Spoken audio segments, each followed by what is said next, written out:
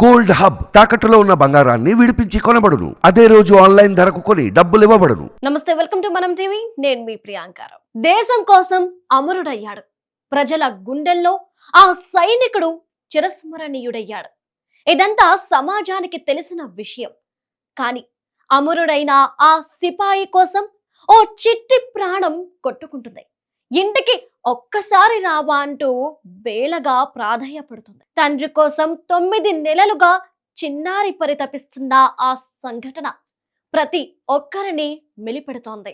నాన్న ఒక్కసారి రావా. 9 నెలల క్రితమే అమరుడైన తండ్రి కోసం చిన్నారి వాయిస్ మెసేజ్లు. ఉగ్రవాదుల్ని మట్టుపెట్టే ఆపరేషన్ లో పాల్గొని ప్రాణాలు కోల్పోయారు కర్నల్ మన్ప్రీత్ సింగ్.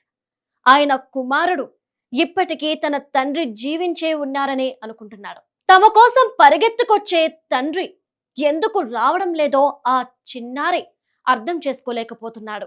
19వ రాష్ట్రీయ రైఫిల్స్ కు colonel Manpreet Singh commanding officer గా పనిచేశారు. అనంత్ నాగ్ లోని కొకెన్ నాగ్ కు చెందిన గడోల్ అడవుల్లో ఉగ్రవాదుల్ని మట్టుపెట్టే క్రమంలో 2023లో ఆయన ప్రాణాలు కోల్పోయారు. మన్ప్రీత్ కు ఒక కుమారుడు, కుమార్తె. కుటుంబం సమక్షంలోనే తండ్రి అంత్యక్రియలు జరిగినా ఆయన రాడనే విషయాన్ని పసికూనలు ఇంకా అర్థం చేసుకోలేకపోతున్నారు. ఆ హృదయాలు తండ్రి కోసం తల్లడిల్లిపోతున్నాయి. 7 ఏళ్ల కుమారుడు కబీర్, నాన్న ఒక్కసారి ఇంటికి రా, తర్వాత డ్యూటీకి వెళ్దు కానీ అంటూ మన్ప్రీత్ వాడిన నెంబర్కు వాయిస్ మెసేజ్లు పంపుతున్నాడు. వీడియో కాల్ చేయమని అడుగుతున్నాడు. వాళ్ళ అమ్మకు వినిపించకూడదని గుసగుసలాడుతూ వాటిని పంపిస్తున్నాడట.